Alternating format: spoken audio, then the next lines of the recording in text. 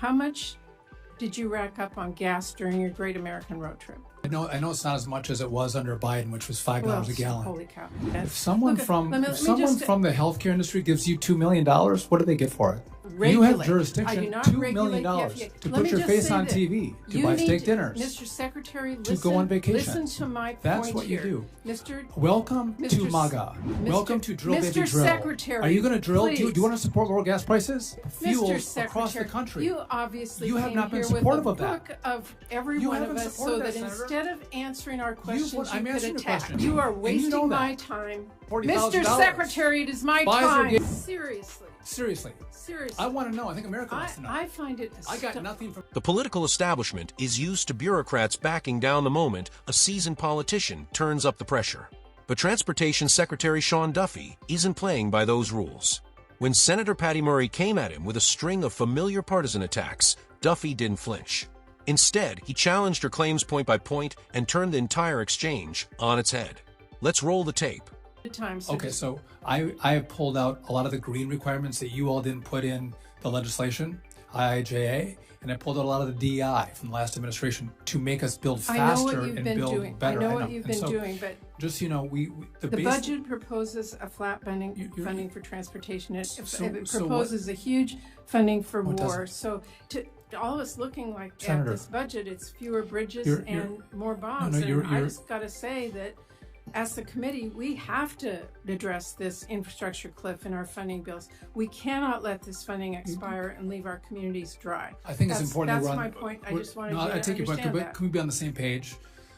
You all do the advanced appropriations, and you're melding together the budget with the advanced appropriations. Correct, and that's what we've been doing for a number of years. And all I'm saying is that there's going to be a huge cliff, and instead of giving us a budget that helps us address that cliff, we did not. The last administration didn't give you a budget that included advanced appropriations, and I didn't either. So we've actually increased the money in the base budget. This year, that is why it's critical. But I never.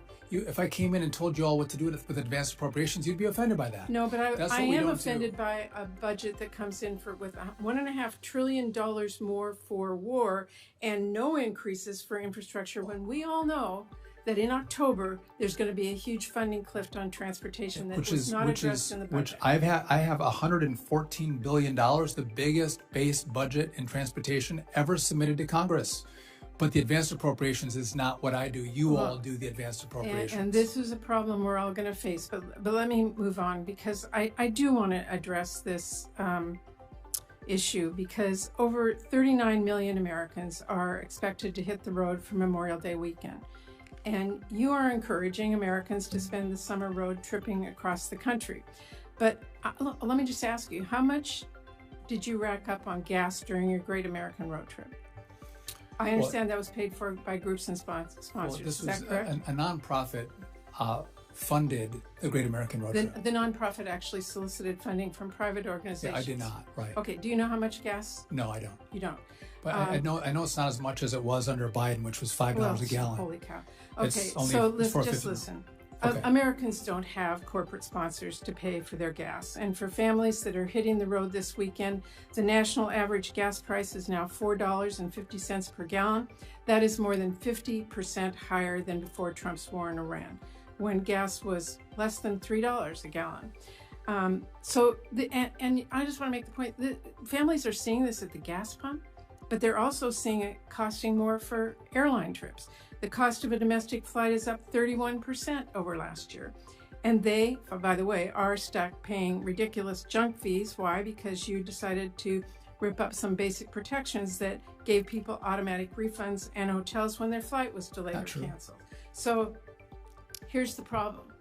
Here's how Americans see this and who are talking to me. You've been recording a promo of yourself and not working to lower the cost. Sure, Senator. So this show is incredibly out of touch with where Americans are. And I echo Senator Gillibrand's concerns that it really raises some serious ethics concerns about who you answer to, because the people organizing your show solicited corporate sponsors and promised rewards at each level of funding. Now, Senator, to be honest, that's not true.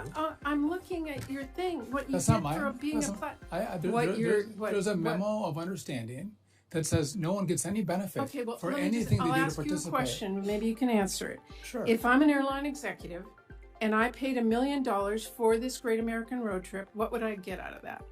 From me, nothing.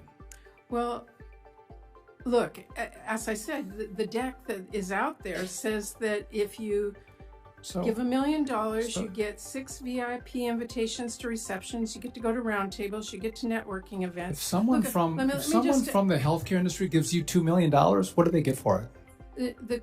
What do you give them? I do not oversee the I do not regulate. You have jurisdiction. I do not regulate. You have jurisdiction. I do not $2 million to put your face on TV, to buy steak dinners, Mr. Secretary, to go on vacation. Listen to my point. That's what you do. Welcome to MAGA. Welcome to Drill Baby Drill. Secretary, are you going to drill? Do you want to support lower gas prices? I welcome that. Let's drill. Let's refine. Let's pipe fuel across the country. You obviously have not been supportive of that. Of every one of us, so that instead of answering our questions, I'm answering the question. You're asking about gas prices. You have done everything you can to increase gas prices for Americans and make us buy EVs. Mr. Secretary, this is my time. Donald Trump is lowering the cost of energy. You are wasting my time. You're wasting my time. Responding with a book of claims that you have come at us. Do you deny that you got $2 million from healthcare? I can go down the list here. Mr. Secretary, that Amgen is gave you $140,000. Mr. Secretary, it is my time. Pfizer gave you $102,000. I am asking to be able to ask a question here. I do I'm not just pointing out your record by a secretary who is the witness at this table. That is out of order. What did Big Pharma get for the $1.1 million that Big Pharma gave you? What did they get for it? Mr. Secretary, what did they get? Seriously. I want to know. I think America wants to know. I find it. I got nothing from anybody. I find it astonishing. I do too. That you are so angry at a question that I asked. I'm surprised that you are, Senator. I am not. I'm sitting here trying to ask a question. I'm being interrupted rudely by a secretary who's here. No, Mr. Secretary, let me just say this. Toyota, United Airlines, Shell, Boeing, Royal Caribbean, and Enterprise all sponsored your show. It is literally your job to make sure each of those companies are playing by the rule. So Toyota is sponsoring a show starring you, and it is your department, Mr. Secretary. You hate America? Don't you want to celebrate America? Mr. Secretary, it is your department that decides whether Toyota's next recall is voluntary or mandatory. No one gets anything from me. You can understand. You're not even going to acknowledge that this is a bad look in America. It's a bad look that you take millions of dollars. I find your answers out of touch and irresponsible. There is no benefit that anyone gets. If I'm going to celebrate America 250, you gave me the ability to partner with America 250, and I did. You told me, this body said celebrate tourism and travel.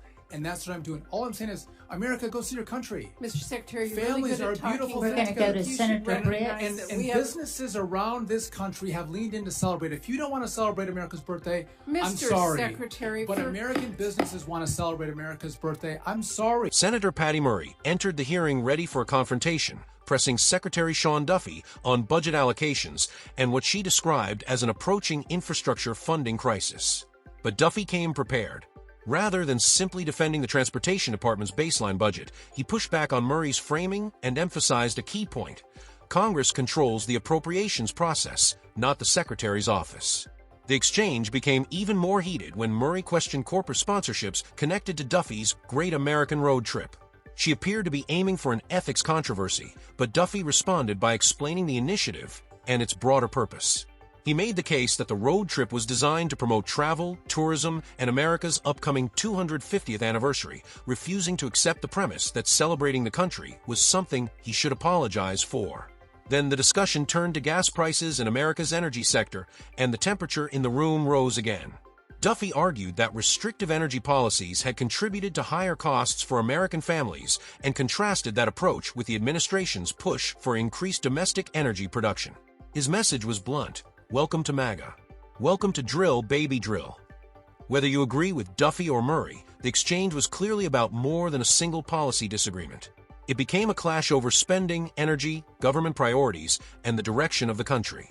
Duffy stayed aggressive and unapologetic throughout the confrontation, making it clear that he wasn't interested in backing down under political pressure. For his supporters, the performance was exactly what they wanted to see from a cabinet official determined to defend the administration's agenda. So, what do you think? Did Sean Duffy effectively answer Senator Murray's challenges, or did Murray make the stronger case? Let us know in the comments, hit the like button, and subscribe for more political hearing breakdowns.